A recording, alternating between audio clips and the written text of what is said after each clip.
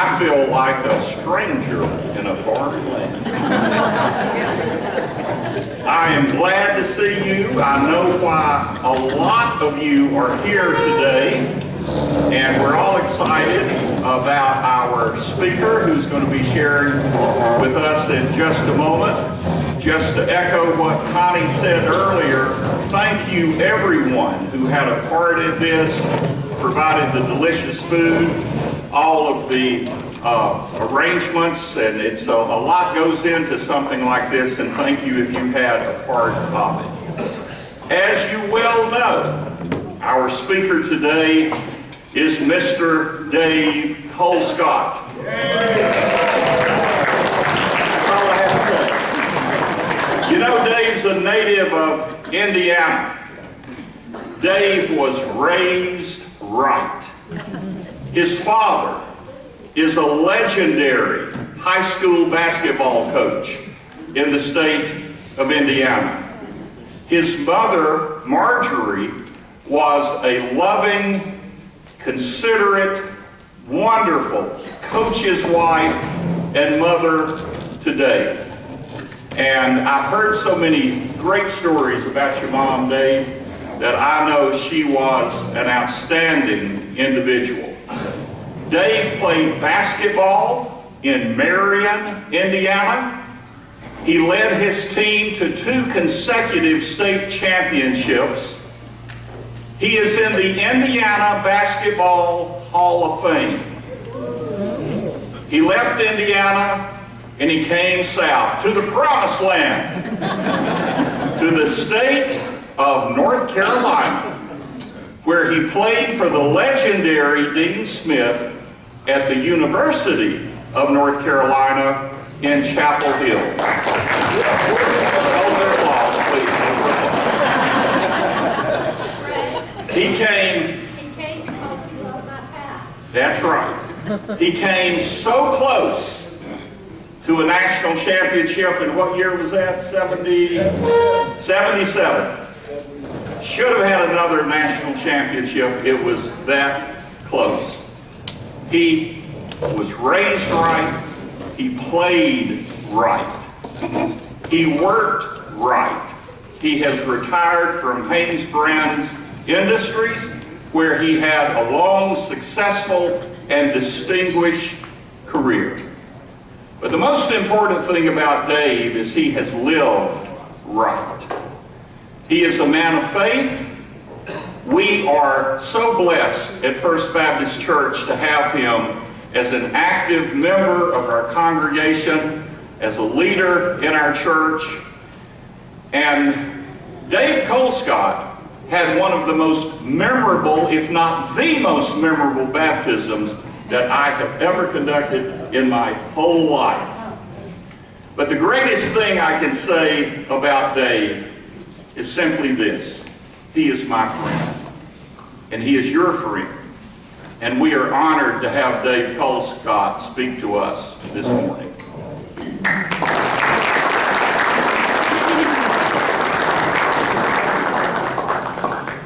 You talk about pressure. Can you imagine following that? I'd like to listen to him keep going, but I guess I won't. Lexington, North Carolina. You never believe this. I first heard the name Lexington in 1976. Coach Smith knew everybody's name. I think it was the Bauer family. Of course, I met Harold Bowen, and there was a theme. Everything. I said, Lexington, I thought that was Kentucky. And then said, I'm going to tell you what. The people in Lexington are the best. They are one of the best hubs of Carolina. And that's true. And you know a lot of people I'm talking about. Y'all's dad. There was just a lot of great people from this city. So, in other words, thank you. But I first want to thank you. We have some Southern names. We got Carol Jean. We got Carol Ann Johnson. We got Karen Holder. And, of course, Connie. I think it's very important to say thank you for all the things that they did to make this possible today.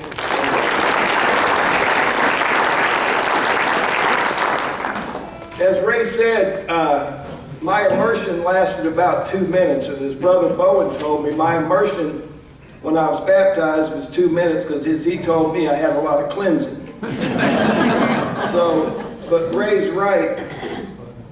But what Ray did not say is that y'all are my family. And that's hard to talk about. And I'll never forget, all Harold wanted me to do was just to join this church. But I was a visitor. I'll get back, I'll go outside a little bit, then I'll come back. I was a visitor for 5 years. So I'd like to make sure we introduce any visitors. Would you please, you don't have to stand, raise your hands today, visitors. Thank y'all. Just make sure y'all get around, because what really helped me as a visitor for the 5 years, I had a lot of people I got to know and made me feel welcome. So welcome very much to this event today. I'm going to do some show and tell. I got about 3 things that we're going to talk about and I'm going to show. And Connie's going to give me a 5-minute warning because anybody knows me, I'm going to talk a long time. And really like to get into it, but what easier person to talk about than Dean Smith? I mean, I got the easiest job. My only problem I had today was which one do I want to talk about? I went through the list. I had 20 different things, topics that I could talk about Dean Smith, life lessons. So I came up with 4. You can see it's on your table. And I just think it's important, though, you first talk about Dean's philosophy. He coached for 36 years. His philosophy never changed. Those are lasting forever. He was a man of faith. Never heard the man curse. No one heard the man use profanity. He told me, he said, you got to use profanity. You're not using your brain. But if you can believe it, he won 75% of his games, almost 900 victories. And if you do the math, that's an average of 25 wins a year for 36 years. But you know what the best part about it was? He did it the right way. He did it the right way. So his 3 ways of doing it, and basically I use play hard with work hard. What's great about his philosophy, you can talk about life, talk about work, talk about your family, talk about anything. He always said play hard, play smart, play together. You know, work hard means be prepared, determination, effort, hungry.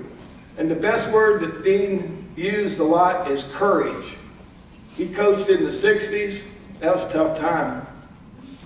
He wanted all his players to have courage, do the right thing. And you know, some of you already know that he had a lot of courage. He stood up for every player he had, every person. This is the one I had trouble with. Work smart. When I came to play for Dean, I said, smart? I just want to play the game. Let's just go play. Talked about using your brain, Dave. Trust. Trust your co-workers. Aspire not to let them down. And the third one, most important, I tell you, we need it today in this world. We need to work together. Everyone. And I'm going to tell you, if you got sideways in one of those 3 things with this man, whew, work together. Ray didn't tell you I worked for Haynes for 42 years. Only job I ever had. I got the job because of Dean. And I'm the only person that went from pro basketball to selling women's pantyhose. I'm not lying. I can tell you everything about stockings. I can tell you about denier. I know all you state boys back there know all about those engineers, but I know more about pantyhose than anybody. And I don't mean that bad. man of faith. But I always wanted to be part of something bigger. My whole life. I was a Bavarian Giant. I was a Tar Heel. Learned to hate Duke. Sorry about that. And I worked for Haynes. That's it. But that was, he did this. I didn't do anything other than work hard. I mean, he gave all of us. Think about the number of people that man touched. It's unbelievable what they say about a spark becomes fire. So work together, being part of something bigger. Execution. We'll talk about it. That man was attention due to detail. Oh my gosh. Poise. Good habits. I didn't have any good habits. He just removed my bad habits. And thanks for laughing. Oh yeah. But the most important about working together was simple that Dean did, and I got a whole bunch of examples. Show people you care. I'm not talking about a birthday card that comes automatic email. Come on. That's not Dean. Dave, if you write a note, Peggy, you know I'm going to talk about you. A note, handwritten, like Miss Barnhart, from your heart. That's what it's all about. So anyway, let's talk about the 4 life lessons. First one, and this is on your handout. Notice I had to have a handout, waste a lot of paper. First gift from Dean was, I put practice, but was preparation. Whew. As Ray said, I got to tell you guys, I was Mr. Indiana. Do you know how many shots I shot in high school? Anybody know? 1,577 in 79 games. I made some of them. That's because you love us. That's right. You're absolutely right. That's why I love you, Joyce. So, but I showed somebody that said, you shot all the time. I said, yeah, at least 20 times a game. We won 2 states. And I have some examples here, because this today I'd like to show you. We played in front of crowds bigger than a Carmichael. I was so blessed. Indiana basketball. My buddy Michael Corrin, he played in front of 200 after school in New Jersey. But think about how lucky I was. My dad was a coach. It was a super highway. And I can't imagine playing in front of 200. I played in front of 15,000. So anyway, if you can believe, 49 years ago, I didn't know what I got into going to North Carolina. I thought it would be no different than high school. I'd be launching from everywhere all the time. I'd be shooting the ball. I'd be averaging about 30 a game, the hero. Everybody loved me. I'd go play pro. Life would be great. Whew, I wasn't ready. First day of practice, 1976. He goes, we have a mile run. A mile run? I'm not cross country. First day of practice. If you wanted to be on the team, you had to be prepared before practice started. As he said, he wasn't a babysitter. Do you know why he gave us the mile run? Everybody thinks it was to see if we're in shape. Yeah, that's right. But it was a test. Think about it. If you run a mile, everybody's run a mile, right? Has everybody run a mile for time? Most of you? Some of you? Hopefully somebody. Well, it's mental too. Yes, you have to have your legs in shape. But I was an anaerobic kind of guy. I don't know what it meant. Just basically running without oxygen, being able to sprint. But the first lap was great. The first lap was wonderful. You got off. I needed about 70 seconds. I was flying my first lap. And by the way, he's smart. He gave everybody times. I had to run it under 5 minutes. A mile on a cinder track with Chuck Taylors. Now, I don't know if you know that. That was hard. So the first lap, I'm doing great. Mentally. Second lap, I'm like, I don't know about this. I'm a huffing and a puffing sprinting. If you run a sub 5 minute, you have to be sprinting the whole way. I'm saying, I got 2 more laps to go. The hardest lap, anybody knows it, is the third lap. Because then, you know what you say to yourself? I said to myself, I can't do it. I can't do it. I ain't gonna make it. And then the fourth one, it's like, 1 more lap. I'm ready to go. I can make it. But you know what happened in that third lap? Your teammates, you started talking to each other. Come on, Dave, you can do it.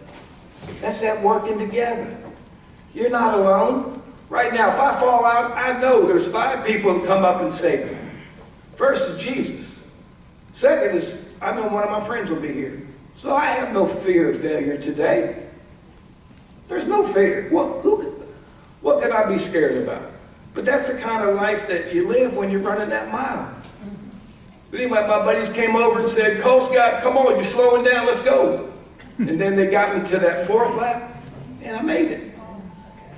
And I have to brag, I finished, I couldn't do it today, in 4 minutes, 55 seconds, and I was never so glad to get October 15th out of the way. Now that was just to get to practice. So then I show up after we go out to the cinder track, and I look on the wall, and I see a practice plan. A practice plan. The most important part of Dean Smith was he loved his practice plan. Every minute of practice was detailed and laid out, including warm-up and stretching. It was for 2.5 hours in the preseason. He gave us 1 water break after about 1 hour and 15 minutes. And guess what? I started flying to the water. Oh no, seniors first. Well, juniors second, sophomores third, freshmen last. Like, what did I get myself into? The first 3 weeks, we didn't touch a basketball. All we did is drills, more drills, more drills, defensive drills. I'm like, I can't wait to touch the basketball. Then the practice was graded. He put it on film and watched it at night. He would have a thought for the day. If he used a religious quote, he always said, I do not want to get into the denominations. I don't want to get into that. Never talked about, he talked about God, he talked about religion, that's all. He jumped off after that. Thought of the day, he'd have something that was on his mind, current events, could be religious in nature. He also had emphasis of the day. I'm like, oh my God. I can't play basketball. I never thought so much in my life. This is the day. And then he would catch you and say, Colescott, yes sir. What's the emphasis of the day? Box out. On the line. He needed both of them. I never met a man that asked so many questions. He asked questions all the time. The only thing I ever got from my high school coach was, hey guys, maybe that wasn't a good shot. They were talking about me. So after all these questions, like why didn't you help your teammate out? Why didn't you see both man and ball? I give you, there's 50 of them he'd say to me. He just watched me, followed me around. And the minute I'd answer him, he'd remind me, look at me in my eyes. Oh, sorry. I said, why is that? He said, because I know you're listening. So one day after I kept answering, and I didn't understand what a rhetorical question was, But I learned eventually to stop answering. The thought of the day was this: open your minds today before you open your mouth. That was definitely addressed to me. So, in closing of my first section about preparation and practice, I used all of that when I was in business. We had our salespeople with our pantyhose sales tips of how we're going to sell into these big accounts. We looked in the mirror, practice. We videotaped.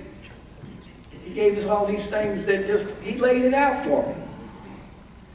So anyway, I thought you'd like that first about preparation. Number 2, take care of the little things.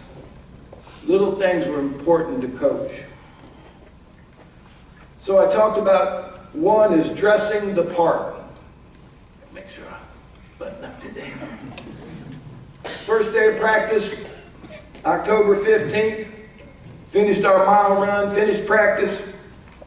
We had a fancy smancy dinner at Slugs at the Pines. Anybody remember that, Carolina people? That's okay, I'm old. It's a restaurant. And we were meeting, he liked to have the kickoff meeting at Slugs at the Pines to kick off the year. Now I'm going to tell you what, Dean was in a great mood. If I can take you all the way back to 49 years ago, he had 6 freshmen, I was one of 6. We were McDonald All-Americans. We had seniors of Walt Davis and Tommy Lagarde.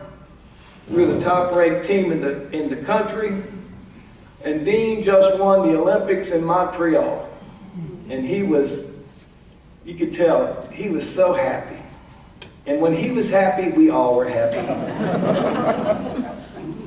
So one thing Coach didn't like, he didn't like us wearing our high school jackets. You know, our honors. I had big old M from Marion, and we all had ours, the 6 freshmen.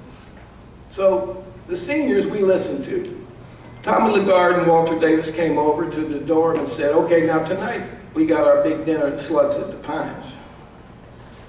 And Tommy says, Dave, we're going to casualize. We think it's a little stuffy at the Slugs. We're going to casualize the evening. I said, we are. So I said, what do you mean by casualize? He said, well, now remember, this is before everybody wore pajamas on the airplane. You know what it's like today, but y'all, thank you for laughing. You know, back then, we wore a coat and tie to get on the airplane. So it was very. So I said, Tommy, this doesn't make sense. Coach wears a 3-piece suit. The man can dress. Dave, I'm serious. Trust me. Casualization. He just wants to go in a different direction. So we get together at the freshmen and talk about it. Of course, wasn't very smart. We thought we'd wear sweatpants and our leather jackets. The Slugs at the Pines. We show up 6:30. Coach is in a great mood. Everybody's there, most seniors there.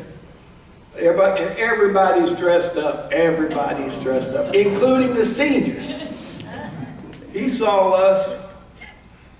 I've never seen a man squeal so much in my life. I thought he was going to have a heart attack. He was red in the face. I think if he ever would have cursed, it would have been then.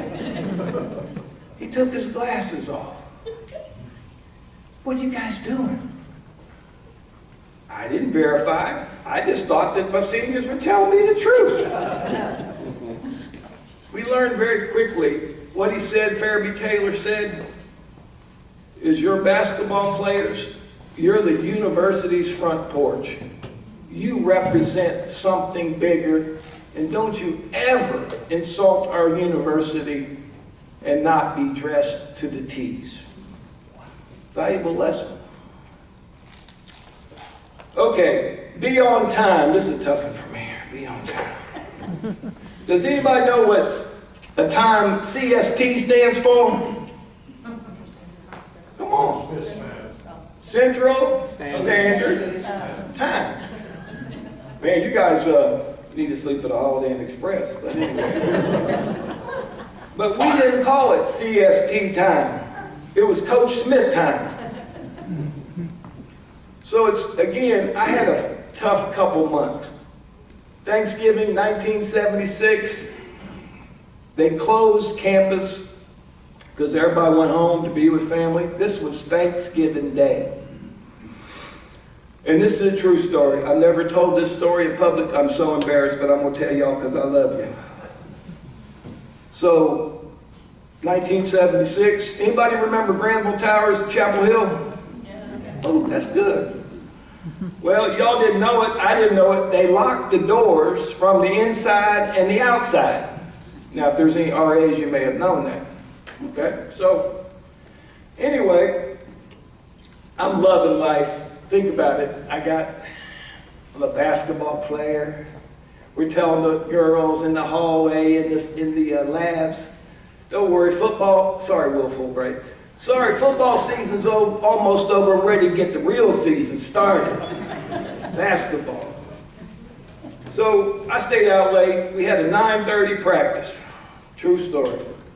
I love staying out late. Didn't have my mom and dad chasing me around. So I got to bed about 12:30. And I told all my teammates, I set my West clock alarm, about this big, for 8:30. Had to be there by 9, practice 9:30. It went off. I hit the snooze button. I was enjoying my sleep. Guess what time I woke up? 10:30. That's what I said. Oh. I said, oh my God. First question, what do you think I said? Where's my teammates? They did to me on purpose. They wanted to teach me a valuable lesson. Didn't even get me up. Think about that. Who could do that to me? There's more problems that I caused. As I told you, there was only we stayed at Granville Towers with the rest of the students. There was only 2 keys. Guess who had the 2 keys? Yep, seniors. Walter had one, Tommy had one. Guess what they did? They locked me in. I'm in the dormitory. It's 10:30. And I went what y'all said, oh no. And now I can tell you what I did. I tell you I would do something different than I did. I'm sorry, Ray. I would have called a lie. I'd have said I had appendectomy. But that time sorry, Ray, pray for me. So it was the weirdest feeling. So here I go to downstairs, doors are locked. I call the RA, nobody's in the building. What am I going to do? So I used my brain, like Coach said. Went back upstairs to my 3rd floor. We lived on the 3rd floor. We had a section. Opened the window. I looked down. I said, oh man, that's a long way. But there's a couple bushes over by Wolfie by the thing. I closed my eyes and I took the plunge. I don't know how I didn't break every bone in my body. But guess what? I made it. And if you can believe it, I think I ran from Granville to Carmichael in 30 seconds. And of course, Coach he's waiting. He's waiting. He loves this. Sitting there coaching, acting like he didn't see me walk in. You know how some people act like that? My dad used to act like he didn't see me, just keep coaching. All of a sudden, he blew the whistle. I said, uh-oh, day of reckoning. Coach goes, look at Sleeping Beauty. Aren't we glad that David has decided to bequeath us with his company an hour and 10 minutes late? I'm like, I'm sorry. I didn't say anything that time. He put a weighted vest on me. And all he did, when he pointed like that, there was only three places. He pointed to God, or he pointed to the stairs, or he pointed to the locker room. He pointed to the stairs. I had to run for 30 minutes with a 15-pound weighted vest on. And my legs started, and he'd scream, don't you stop. I'm like, my legs are twitching. So finally, God rest his soul, he finally felt sorry. Well, I don't think he felt sorry for me, but he finally said it's time to let him go. So we got the team together, all of us grouped in mid-court, and he said, okay, what do y'all want to do with Colescott? I'm like, please, y'all didn't let me out of the door. He said, I think we'll give him the privilege to practice now. So I had one of my better quotes. He said, Colescott, you guard Phil Ford. Now, y'all don't know how tough thank you for laughing. Phil Ford was tough. People couldn't stop him from going around them when they were fresh. So he went around me like Grant around Richmond. Coach blew the whistle. He goes, Dave, you can't let him go around you. I said, Coach, nobody else can stop him, but why are you making me? I got legs that are a problem. And I don't think he liked it. He made us all run. So anyway, I think you know in business, I can honestly say after 42 years, I never was late for anything, which is great. But it was a lifelong lesson. Be on time. Look Coach in the eyes. This is one of my favorites, little things. Timeouts. Coach loved timeouts, but I'll tell you, I hope Roy's not here. If Roy Williams or his family's here, I'm not saying anything bad about it. But Roy Williams gave Coach Schmidt a bad name because he claimed he learned from Dean that he saved timeouts. You know Roy, sometimes he'd go 10 minutes, wouldn't call timeout, I'm going. Dean never saved timeouts, never. So I don't agree with Roy there. What he said was, he will manage the timeouts. But you talk about the application in life. I use timeouts all the time. I still use timeouts in anything I do. We were meeting at, anybody ever heard of Dillard's department stores? Well, they were our biggest pantyhose customer. I love Mr. William Dillard, God rest his soul. We're meeting with Mr. Dillard in this big boardroom, fancy in Little Rock, Arkansas. And I didn't call it timeout, but I called it a caucus. Meeting was going terrible. We had a plan, we had our presentation guidelines, we had what we were going to say, we had everything planned out. And I understand, as a leader, you can't plan everything, but you can sure anticipate, and we anticipated. Long story short, I didn't try to blame anybody. I said, Mr. Dillard. He said, Mr. Colescott, what would you like? I said, could we caucus for 5 minutes? He said, what did you say? He said, I've never in my 50 years of business heard anybody want to stop a meeting and caucus. I said, sir, we just need 5 minutes. So we went outside. My teams looked at me like, what are you doing? He's mad. I said, he ain't mad, he's all right. He's good. So, long story short, the team was nervous. The team needed a break. The team needed to be refocused. To just go, it's okay. It was one of the best things I did. After that, I used them all the time, not too much. And I said, we need to get back in there and have fun and stick to what we do. We came back in, I thought he was going to yell, and Mr. Dillard said, okay, let's go. We conducted the rest of the meeting. It went great. So I think timeouts are so important. I'm halfway done. Number 3, rituals. I think you know Dean started a lot of rituals in basketball. Can you remember the guys pointing at the guy that gave him the pass? That started with Dean, huddling around the free throw line. A free throw, everybody doing the same thing every time. 3 dribbles, whatever. Coach Guthridge and I had our handshake, God rest his soul. Every day we'd shake hands just like this. He'd have his special one, I'd have mine. And the best one was Woody Durham. I love that man. I was hurt for a year, had some issues, didn't play a lot. And Woody started singing Back in the Saddle Again after every time I got on the radio with him. Now his voice was good, and he finally told me, Wes, I know you're back there, to stop singing with Woody on the radio. Because I said, back in the saddle again. Anyway, it was by Gene Autry. I'm sorry I heard it so bad. But that was so neat because every time I saw Woody on the radio, I knew he was going to sing it. It made me feel so good.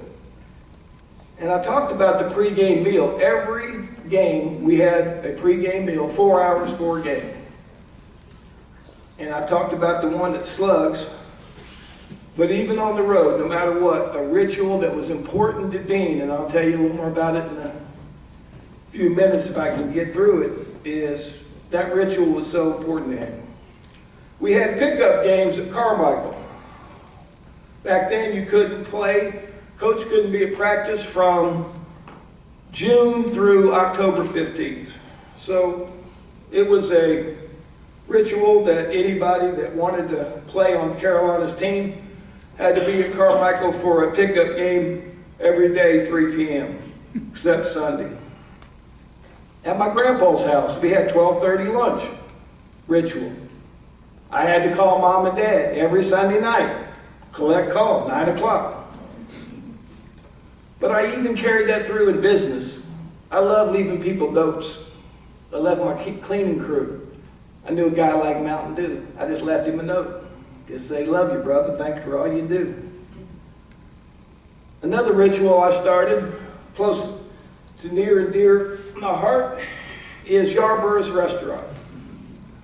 Harold Bowen and I would go to it was the Tar Heel room. Everybody knows Yarborough's, right? Well, you could actually go there now. It's no longer the Tar Heel room. It's the Dave Colescott room. I know that's pretty cocky, isn't it? I'm sorry. But anyway, Cheryl, my friend, put a picture up, and it really wasn't the Colescott room because it was where Harold and I, Harold Bowen, would spend time together. And he loved it. He'd talk about Ray. He would talk about when he was a spotter at Carolina, how much he loved Woody. We had the great memories there. So in closing on the rituals, I don't want to put any pressure on Bub, my brother. I have a table at the Monk. Right, Ray? You're right. All Ray says now to me, I don't know if Louie's been there, but a couple, William Fulbright will probably be talking about it. If I ever call you William and say we're meeting at Monk at my table, we'll let you know where it is. So, Bub, I'm not putting pressure on you. I would love a table at the Monk. I don't believe in pressuring Bub Wright. Keith, his name's Keith if you need to know when he's in trouble. Bub, did I embarrass you? No. We do have a picture there, though. It's right outside the bathroom.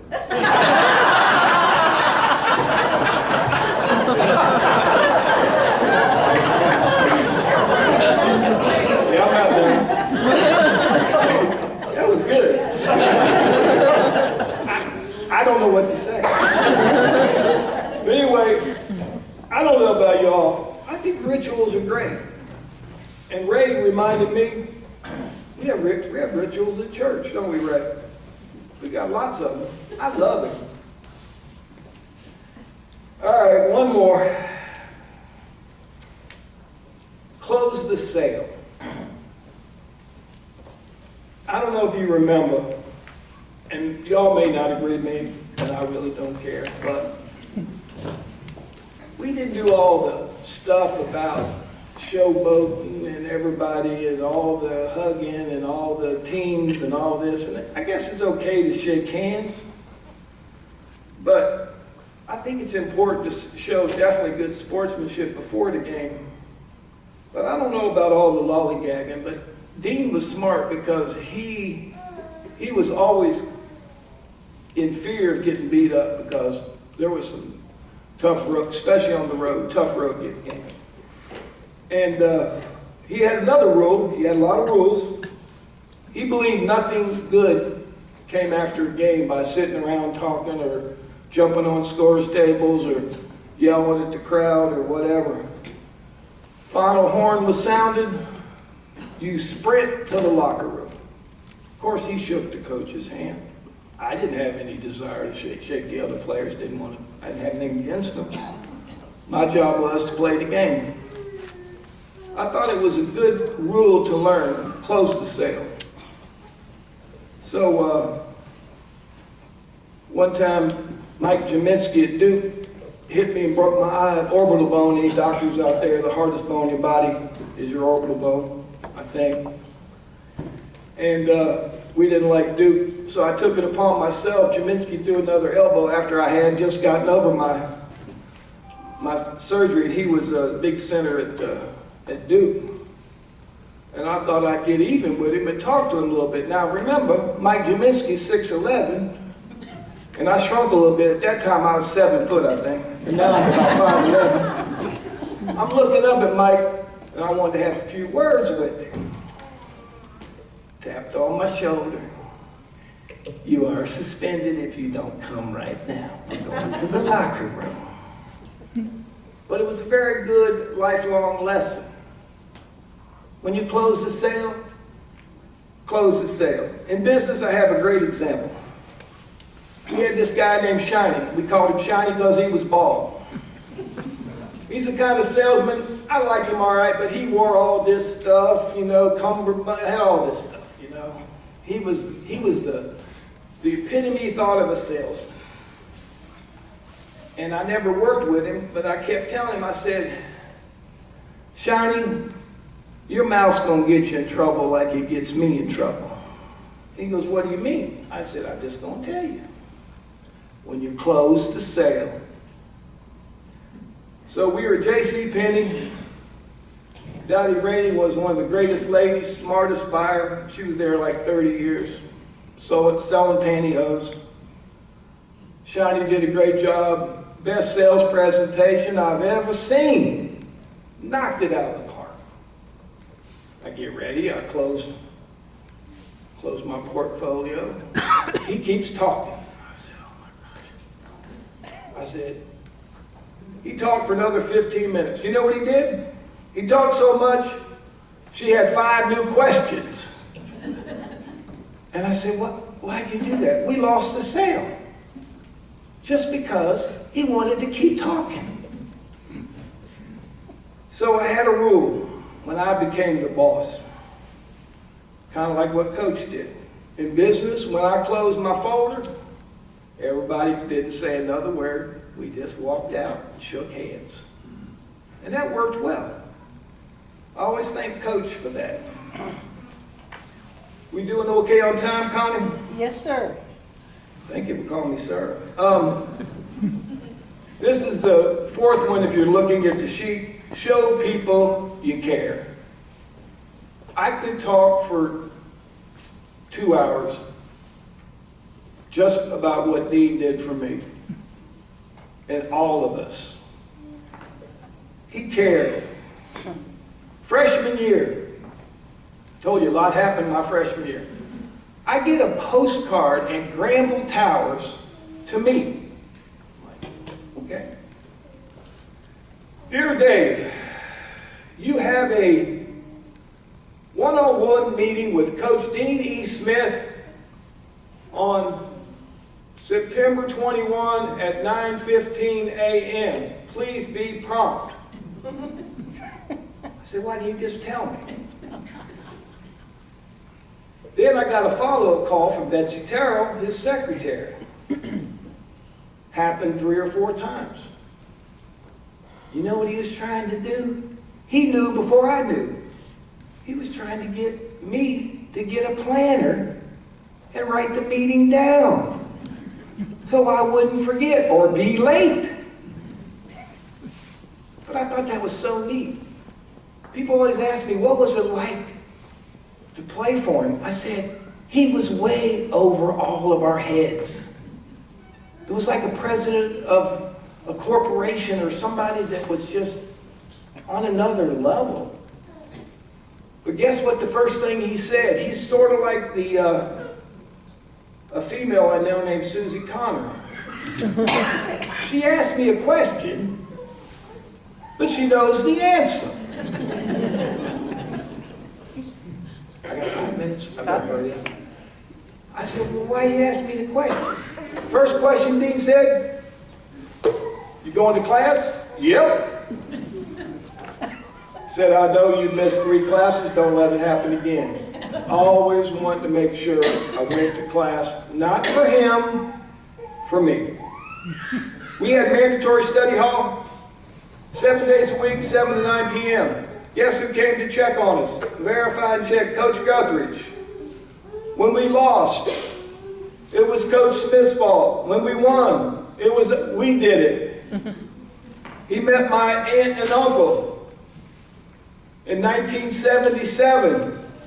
Saw him on Franklin Street in 1989. He called them by their names, asked how their 3 siblings by name were doing. And I didn't tell him. Hello, Betty. Hello, Paul. I see Dave some. He's doing well at Haynes, blah, blah, blah. Oh, how's Eric? How's Kyle? How's Lori? Think about that. Show people you care. I can hardly remember my name. 1982, National Championship. I'm mad I wasn't a part of it. Called Coach, hey Coach. You know, hard to get a hold of him. This is the day after they beat Georgetown. His first one, we all wanted to do that for Coach. Gets on the phone, you know what he says to me? Thank you. I said, Coach, it's Dave, I didn't play. This is Dave Colescott. Thank you. You didn't hear me. I said, why are you thanking me? He said, you just had just as much to do with this than anyone else that played. And he said, I will be forever grateful. I don't know about y'all, that was a mind-blowing experience. He thanked me for his national championship. We had to sign autographs for 1 hour for every practice. Somebody out there less fortunate than us. A lot of burn unit people. We had to give back. Guess who made us sign autographs? Not fun to do. Sign basketballs over and over and over. But now I would love to sign just one. It's an honor. And my next to last gift, I'm hurrying over there, Connie. I was drafted in the 7th round. Don't laugh too hard. I think that time there was only 7 or 8, but it sounds good. I was drafted in the 7th round in 1980 by the Utah Jazz. But bad news, I had knee surgery in April. That was September. I never cried so hard. My childhood dream playing pro ball, they cut me. Couldn't do anything about it. Guess what I did? I worked harder, got my knee back in shape. Spent 1 whole year getting back in shape. I was ready. I had to mile down, and I was playing all the time. My leg finally was great. Went back out to Utah. They gave me a tryout, made the team. I'm walking around. I signed a contract for $79,000. I was so happy. I was buying everything. I was buying clothes. I was doing everything. Well, bad news, it wasn't a guaranteed contract because I wasn't that good. I was playing a pickup game. I'm not going to say Matt Doherty's name. I'm not going to say the name. Pickup game, 1-on-1.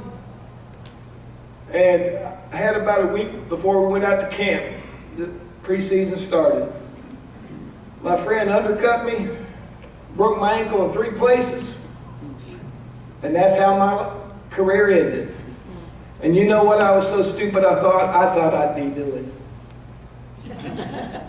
Remember, I thought I'd be everything in life is easy. I'm going to play basketball, live in a white picket fence, and whatever.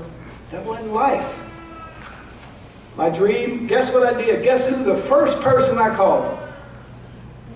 Dean Smith. In 2 days, he had 4 interviews for me. He didn't. Why? I mean, he had things to worry about. This was getting ready for the start of the season. But that's the way he was. He didn't tell you he cared. He showed you he cared. So one of those interviews was with Haynes Brands. Roy Ash didn't get off his rear end. I called Coach back. I said, Coach, I heard from everybody but Haynes Brands. He said, where are you? I said, I'm at Bugs Island. I'm fishing. I'm in a y'all don't remember some of the younger people. I was in a payphone outside of North North Carolina. He said, I'll get right back to you. He called the president of Haynes, who called the president of Haynes Pantyhose, who called me in 30 seconds. I'm like, what? Dave Colescott, this is Roy Ash. I've been trying to call you. Lie. We gonna give you a job. Fly up to New York. I flew up that next day, U.S. Air. Not around anymore. Flew up to Haynes, signed on the dotted line. That's the only job interview I ever had. All I had to say was thank you, thank you, thank you. I mean, think about what he did for me. Think about what he did for all of us. Words can't describe it, but I hope you can tell a little bit. This is just a little bit of what that man did for me and did for a lot of people, because I was blessed, as Ray said, to have the greatest family in the world. But there's a lot out there that don't have that. There's a lot that don't have it. But he put me on the superhighway, and I will forever be grateful, because I always heard the trumpets in the morning. Ain't that right, Ray? You got to hear the trumpets. And I was lucky enough to work, and I got out of bed. I didn't oversleep. Connie, I wanted to talk about Brother Bowen, but I don't want to carry over, so I think